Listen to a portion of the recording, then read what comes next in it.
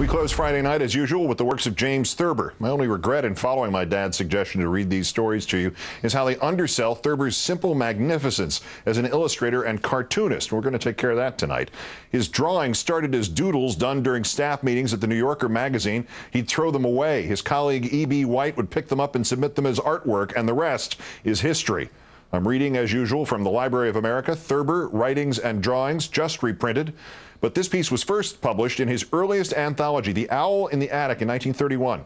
With the kind permission of his daughter Rosemary, I'm reading an abridged version, and I urge you to rush to read and see the whole thing for yourself. The Pet Department by James Thurber. I enclose a sketch of the way my dog William has been lying for 2 days now. I think there must be something wrong with him. Can you tell me how to get him out of this? Mrs. LLG. Answer: I should judge from the drawing that William is in a trance. Trance states, however, are rare with dogs. It may just be ecstasy. If at the end of another 24 hours he doesn't seem to be getting anywhere, I should give him up. The position of the ears leads me to believe that he may be enjoying himself in a quiet way, but the tail is somewhat alarming. Question: Our cat, who is 35, spends all of her time in bed. She follows every move I make, and this is beginning to get to me. She never seems sleepy nor particularly happy. Is there anything I could give her? Miss L. Mc. Answer: There are no medicines which can be safely given to induce felicity in a cat, but you might try lettuce, which is a soporific for the wakefulness. I would have to see the cat watching you to tell whether anything could be done to divert her attention. My husband, who is an amateur hypnotizer, keeps trying to get our bloodhound under his control. I contend that this is not doing the dog any good. So far, he has not yielded to my husband's influence, but I'm afraid that if he once got under, we couldn't get him out of it. AAT. Answer: Dogs are usually left cold by all phases of psychology, mental telepathy, and the like. Attempts to hypnotize this particular breed, however, are likely to be fraught with a definite menace. A bloodhound, if stared at fixedly, is liable to gain the impression that is under suspicion, being followed, and so on. This upsets a bloodhound's life by completely reversing its whole scheme of behavior. Question: Our gull cannot get his head down any farther than this and bumps into things. HLF. Answer: You have no ordinary gull to begin with.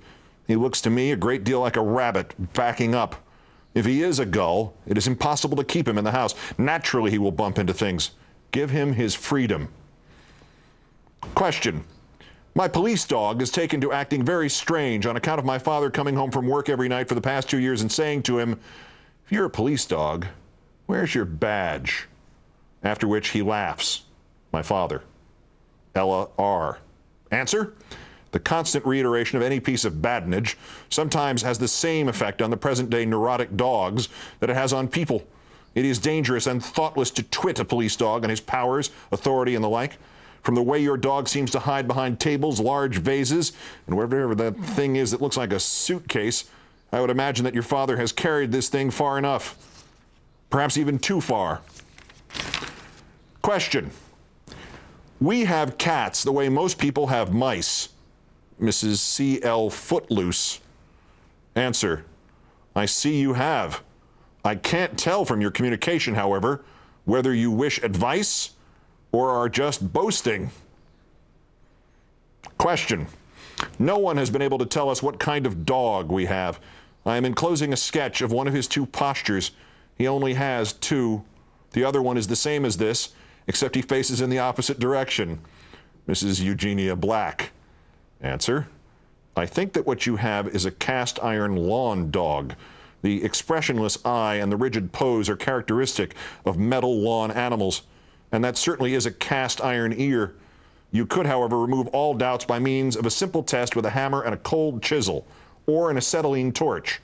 If the animal chips or melts, my diagnosis is correct.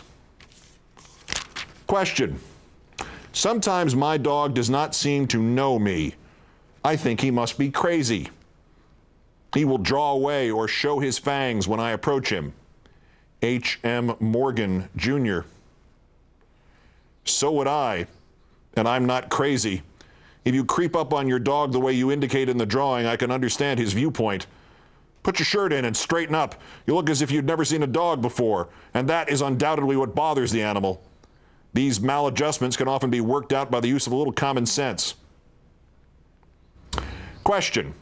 After a severe storm, we found this old male raven in the study of my father, the Honorable George Morton Bodwell, for many years head of the Latin department at Tufts, sitting on a bust of Livy, which was a gift to him from the class of '92.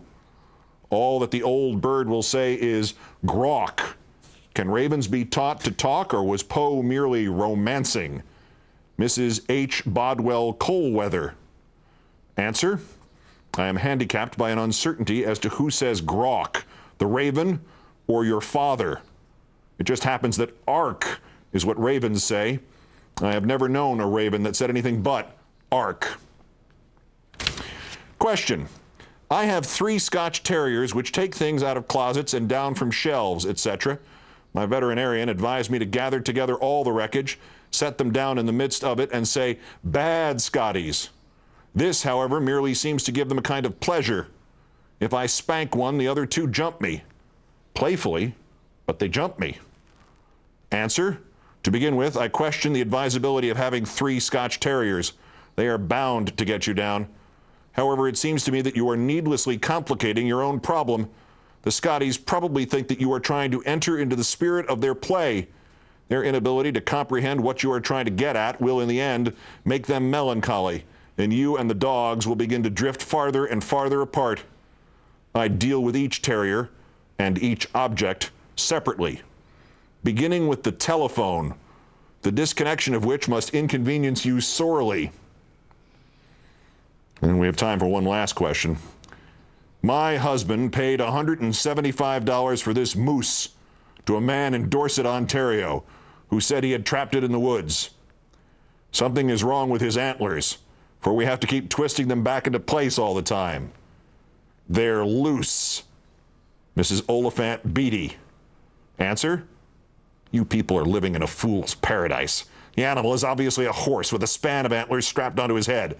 If you really want a moose, dispose of the horse. If you want to keep the horse, take the antlers off. Their constant pressure on his ears isn't a good idea. The pet department.